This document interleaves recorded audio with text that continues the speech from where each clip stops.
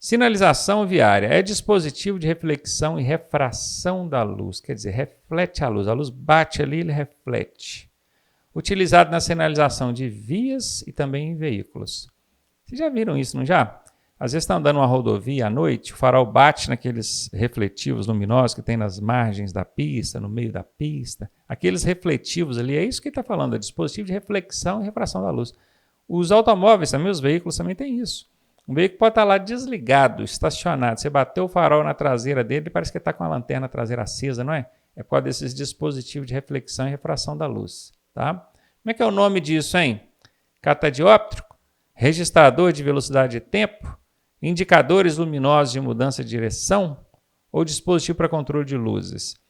Bom, o registrador de velocidade de tempo absolutamente não é. Isso aqui é o cronotacógrafo, né, que o pessoal conhece muito como tacógrafo. Não tem nada a ver com reflexão de luz.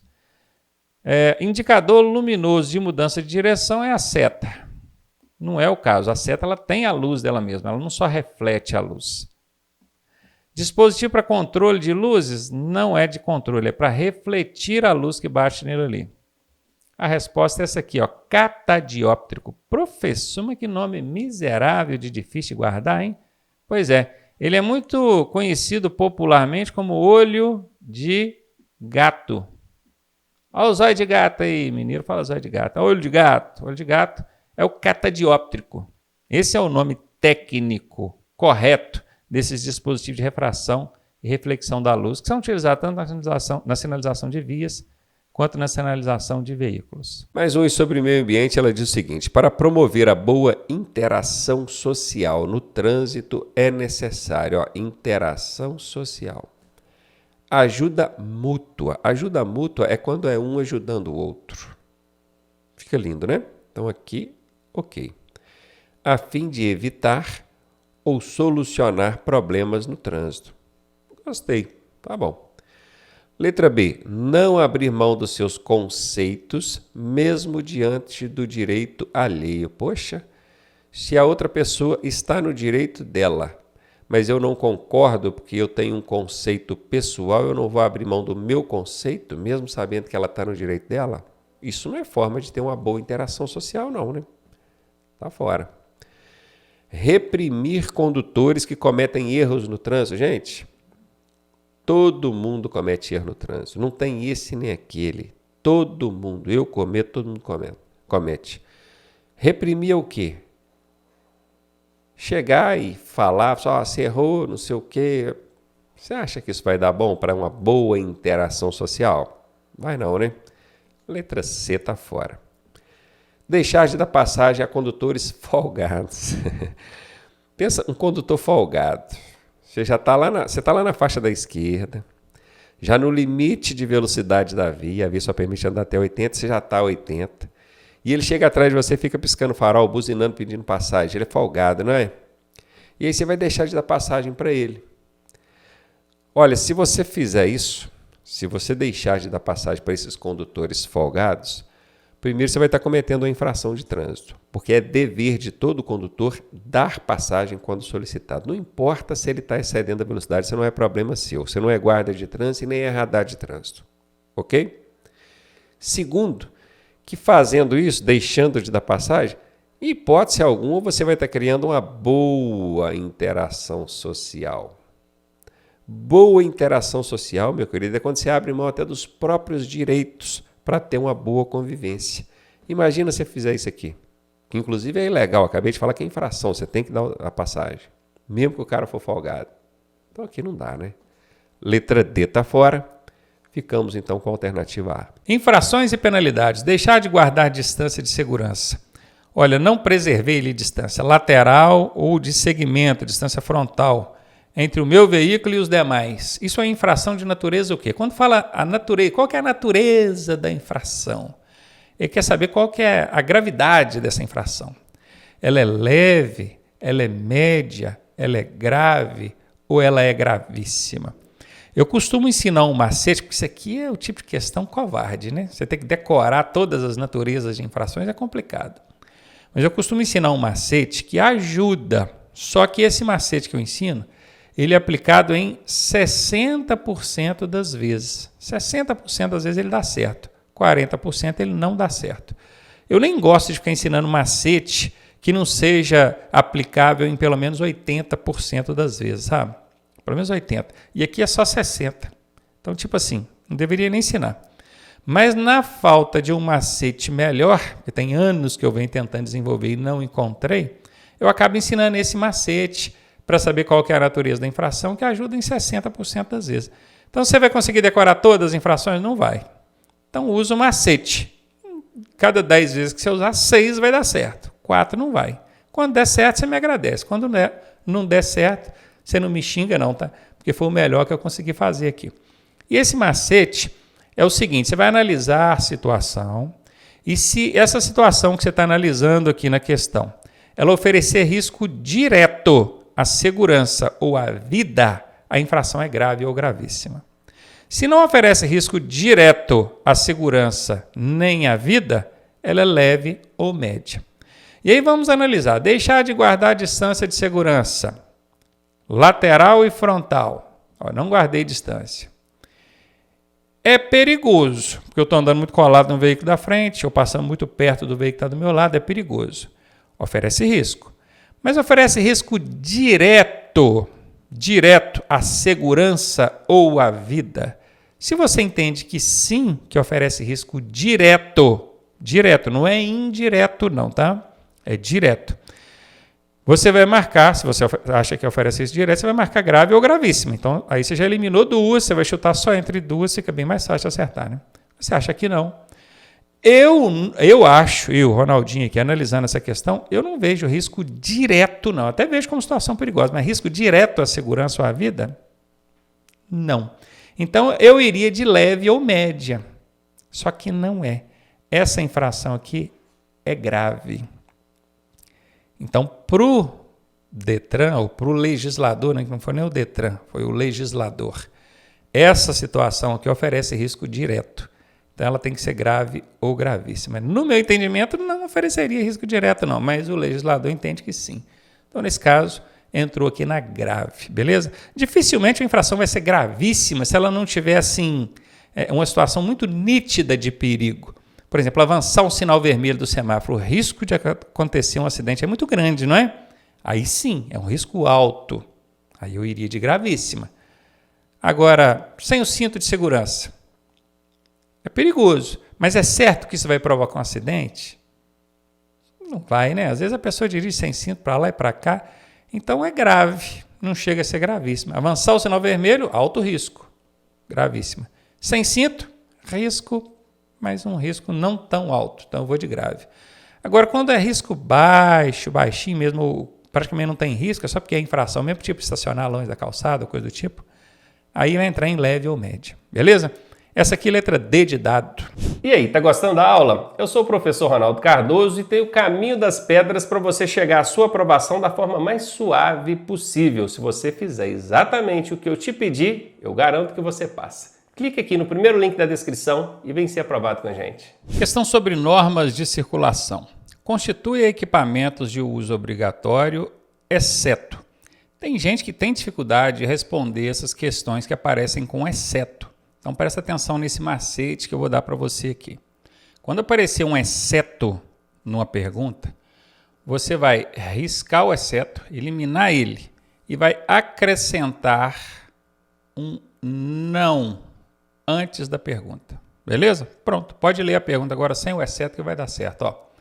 Não constituem equipamentos de uso obrigatório. Esse constitui aqui, na verdade, é um é. Constituir é ser, né? Então, não é equipamento de uso obrigatório. Vamos ver qual que não é? Limpador de para-brisas, aquela paletinha que fica ali na frente, ali, ó. Aquilo é um equipamento obrigatório, gente? Claro que é, né? Então, esse aqui é. Eu estou procurando qual que não é. Lembra? Eu acrescentei um não aqui, ó. Macaco para levantar o veículo ali, para trocar a roda, o pneu. É. Limpador do vidro traseiro. Olha, o limpador do para-brisas é obrigatório. O do vidro traseiro, alguns veículos até têm, mas não são todos. Os veículos sedã, por exemplo, nenhum que eu já vi até hoje tem. Por que não tem? Porque não é um equipamento obrigatório. Então, o limpador do vidro traseiro não é equipamento obrigatório. Eu estou procurando qual que não é. Beleza? Achei. Resposta letra C. E a chave de roda é um equipamento obrigatório, né, gente? Que eu preciso ali para poder trocar a roda do carro. Então, essa aí foi para conta, facinha, né? Guardou aí o macete do exceto? Ajuda muito na hora da prova. Questão sobre primeiros socorros.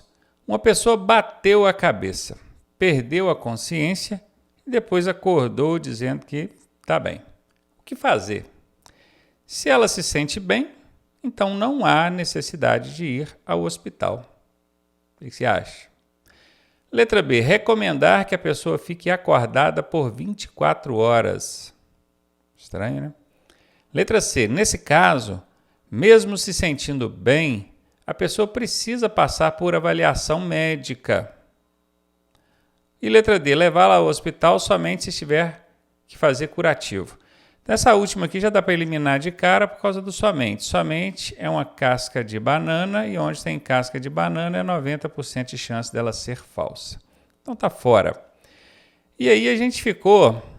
Essa aqui de ficar acordado por 24 horas é o seguinte, quando a pessoa teve uma pancada na cabeça, ficou inconsciente, depois acordou, se ela está ali ainda dentro do carro ou no local do sinistro, do acidente, aguardando o resgate, é interessante que a gente tente mantê-la acordada, fazendo estímulos nela, conversando, mexendo com ela, para tentar mantê-la acordada, realmente. Mas esse lance aqui de ficar acordado por 24 horas, ainda mais uma pessoa que já levantou, já se diz estar bem, não faz sentido, né? Então tá fora. E aí a gente fica naquela. Se ela se sente bem, não há necessidade de levar para o hospital? Ou nesse caso, por ela ter batido a cabeça e ter perdido a consciência, é necessário sim que ela passe por avaliação médica. O que você acha? A ou B? O mais sensato, A ou C, né? O mais sensato aqui é a letra C. E é uma regra sagrada dos primeiros socorros. Tá? A pessoa tomou pancada na cabeça, ficou desacordada por algum tempo, ainda que ela acorde e diga que está 100% bem, que não tem nada de errado. Ela precisa passar por avaliação médica e ainda digo mais, chegando lá no atendimento médico, certamente ela vai ficar aí de 1 a 2 dias em observação. Então, letra C. O que caracteriza uma hemorragia externa? Hemorragia é perda de sangue. Está perdendo sangue. Devido ao corte, rompimento de uma veia, artéria ou vaso sanguíneo. Né? Aqui é uma hemorragia externa. Existe hemorragia interna, que é aquela onde a gente não vê a lesão, só vê o sangramento às vezes, né? Sai pelo nariz, pela boca, pelo ouvido, mas não vê a lesão, a origem da lesão, que é lá dentro do tórax, na barriga, algum lugar por dentro. E existe a hemorragia externa, que é aquela onde a gente vê de onde o sangue está saindo, está vendo o corte ali, ok? Então aqui é sangramento pelo nariz. Bom, o sangramento pelo nariz, ele pode indicar uma hemorragia interna. Pode indicar, porque você tem aí uma pancada na cabeça, alguma lesão interna, você pode estar colocando sangue pelo nariz. Pode, mas não é 100% garantido. Às vezes ela bateu mesmo no nariz ali em alguma coisa e no que machucou o nariz o sangue está saindo ali. Então eu diria que essa aqui é uma meio certa. Coloquei um certo e cortei assim, ficou mais ou menos. Na letra B diz, quando o sangue é originado de uma lesão visível. Sim, essa é a resposta. Na hemorragia externa, você está vendo a lesão, a pessoa cortou ali a mão, o braço, a perna, você está vendo o corte ali, então você sabe de onde está vindo o sangramento. Já na hemorragia interna, que seria isso aqui, ó, lesão não visível, essa aqui é a hemorragia interna, você não consegue ver a origem do sangramento. Uma costela quebrou, perfurou alguma coisa lá, então o sangramento é lá dentro, você até vê o sangue saindo pela boca, pelo nariz, mas não consegue identificar, ou ver, né? Identificar às vezes até você consegue, mas não consegue ver a origem do sangramento. Então, quando você não vê a origem do sangramento, ou onde está a lesão, é hemorragia interna. Quando você vê sangue originário de uma lesão visível, você está vendo, aí é externa. Externa. Então, essa aqui que estava meio certa, eu vou eliminar ela. Convulsões não tem nada a ver com isso aqui. A resposta é B de bola. Questão aí sobre mecânica. não é causa para a ocorrência de princípio de incêndio em veículo automotor. Bom, pode acontecer um princípio de incêndio num veículo automotor. Isso tem algumas causas. O que poderia levar um veículo a ter um princípio de incêndio? Que causas? Só que a questão não quer saber quais são as causas, quer saber qual que não é. Então eu vou ter aqui 3 que são e uma que não é. E é essa que não é que eu estou procurando. Erro ou falha humana pode causar princípio de incêndio? Sim. A manutenção periódica do veículo e dos seus componentes pode causar princípio de incêndio? É causa de princípio de incêndio? Não. Claro que não. Eu estou fazendo manutenção. Periódica quer dizer, de período em período ali eu vou lá e faço uma manutenção, tanto no veículo quanto nos componentes dele. Será que eu fazer manutenção de tempo em tempo no veículo e nos componentes dele vai causar princípio de incêndio? Claro que não. Então achei qual que não é. É a letra B, tá? A negligência de condutores e proprietários, tanto o dono do veículo quanto quem conduz esse veículo. Se for negligente quanto à manutenção, negligência é ignorar. Está vendo que o veículo precisa de passar por uma revisão, uma manutenção e não faz. Isso é causa de incêndio, que pode causar um incêndio. Dentre outros problemas, né? Mas aqui é um deles.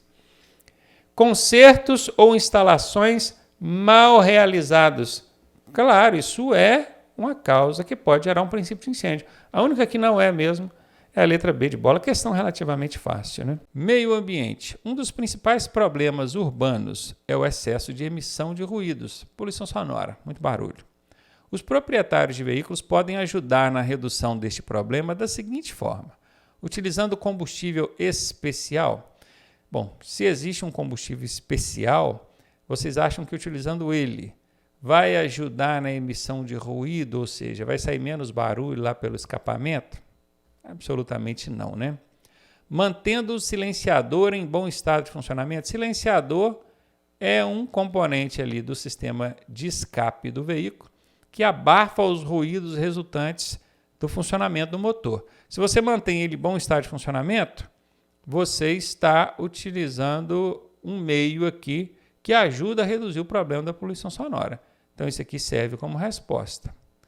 Instalando somente equipamentos originais, não falou nem que equipamentos, de qual parte, não tem nada a ver isso aqui, tá, gente? Muita gente pode usar ali um equipamento que não é genuíno, não é original, é um paralelo, mas é um paralelo bem aceito, que mantém o bom funcionamento do veículo. Sem contar que esse somente aqui é uma CB, casca de banana. Quem estuda comigo sabe que quando cai casca de banana na alternativa, é 90% de chance dessa alternativa ser falsa. E ela é falsa. Colocando o volume das suas músicas em no máximo 80 decibéis. Veja bem, hoje em dia não existe mais esse índice determinado para o volume do som automotivo. Talvez você coloque ali em 70, 60 decibéis, que está até abaixo disso, e está perturbando quem está na via pública ali. O volume do seu som está sendo audível do lado de fora do carro. É isso que não pode. Hoje o Conselho Nacional de Trânsito regulamenta que o volume do som do seu carro tem que ser audível por você e quem está dentro do seu carro. Quem está fora dele, não. Então não é o índice 80 decibéis que vai dizer que está ok.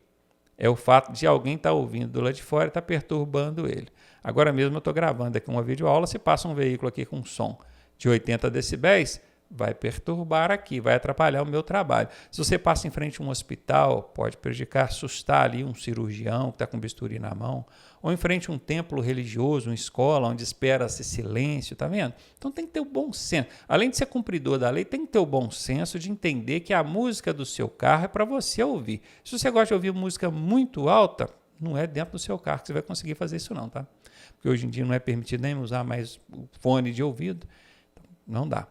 Então aqui está errada, a resposta mesmo é a letra B de bola. Dessa maneira você está ajudando a reduzir o problema da poluição sonora. Questão é sobre o processo de habilitação. O condutor de veículo de escolares, você já viu um veículo de escolar, né, gente? Na cidade de vocês aí tem. Deve ter idade mínima de quanto, hein? Para ele conduzir um escolar, ele precisa ter 25, 18 ou 21 anos. O que vocês acham? Ah, professor, é 21. Ah, beleza. Se você acha que é 21, a única alternativa que serve é a letra D. Ah, professor, é com 18. Aí você já tem B e C, né? E aí? É com 18, 21 ou 25? E aqui ainda fala, ó, e ser habilitado pelo menos na categoria, para conduzir escolares, eu preciso ser habilitado pelo menos em qual categoria, hein? A resposta é letra D, tá, gente? Escolar é 21 anos de idade, categoria D, e precisa ter o curso específico de transporte escolar. D de dado, foi para conta. Questão sobre processo de habilitação. Aí campozinho aqui, né, uma área, um espaço para ser preenchido com alguma coisa aqui. São órgãos técnicos integrados por especialistas e têm como objetivo estudar e oferecer sugestões sobre assuntos específicos para decisões do... Isso aqui foi copiado do Código de Trânsito Brasileiro. Isso é quando o examinador não tem competência para elaborar uma questão decente, ele vai lá dar um Ctrl+C, Ctrl+V, tira 2 palavras aqui de dentro do enunciado e joga ela aqui dentro. Aí o que a gente tem que observar? Perceba que toda alternativa tem 2 palavras. Ó, tem 1, 2. 1 ou 2 palavras, não é 2 termos, porque aqui, por exemplo, são 2 palavras, mas é um termo só. 2. Ela é sempre separada por ponto e vírgula, tá? Onde existe a separação ponto e vírgula, tem uma, depois tem outra. Ó, uma, depois outra. Ó, uma, depois outra. Ponto e vírgula, uma, depois outra. E aí a gente vai ler tentando encaixar isso aqui lá dentro, ó. Se eu colocar que a resposta é a letra A, eu vou concordar que Jari cabe aqui e que CETRAN cabe aqui. Aí ficaria assim, as Jari são órgãos técnicos integrados por especialistas e têm como objetivo estudar e oferecer sugestões. Eu já sei que não é. Jari não estuda nada, não oferece sugestão de nada. Jari é órgão julgador. Julgador. Beleza? Ele julga os recursos de multa dos motoristas. Então, essa aqui não cabe. A letra B fala as câmaras temáticas são órgãos técnicos integrados por especialistas e têm como objetivo estudar e oferecer sugestões sobre assuntos específicos para decisões do Conselho Nacional de Trânsito. Exatamente isso. Órgãos técnicos integrados por especialistas são as câmaras temáticas, tá, gente? Guarde isso. Quando o CONTRAN, o Conselho Nacional de Trânsito, vai publicar alguma norma, por exemplo, você está tirando carteira de habilitação, existe uma norma, é a Resolução 789 de 2022 do CONTRAN. O CONTRAN publicou essa resolução. Se você procurar na internet, você vai achar ela. Lá tem todas as regras de como é que funciona o seu processo de habilitação. Mas como é que o CONTRAN conseguiu pensar em todas aquelas regras? Ele não pensou, ele só decidiu, ele tomou a decisão e publicou. Quem pensou, quem estudou, foram esses órgãos técnicos aqui, ó, composto por especialistas. Chama-se câmaras temáticas. A câmara temática que criou essa resolução aqui é a câmara temática de educação. Tem também a de fiscalização, que é de esforço legal. Tem também a de engenharia. Tem 5 ou 6, se eu não me engano. São várias. E cada uma delas tem 20 a 30 especialistas ali dentro. E eles são nomeados a cada 2 anos. São grupos de pessoas especialistas mesmo. Eu poderia ser um, se fosse o caso, de ser convidado. Então, sendo convidado, eu vou lá para dentro daquele grupo e a gente periodicamente se encontra, estuda, olha aqui, ó, estuda a respeito de um determinado assunto, para então oferecer sugestões para o CONTRAN decidir o que ele vai publicar nessas resoluções aqui. Então, a resposta é a letra B de bola, tá? Órgão técnico, composto por especialistas, são as câmaras temáticas. E elas estão vinculadas ao CONTRAN. É o CONTRAN quem cria essas câmaras temáticas para fazer esses estudos e oferecer sugestões para ele. Beleza? Guardou aí, né?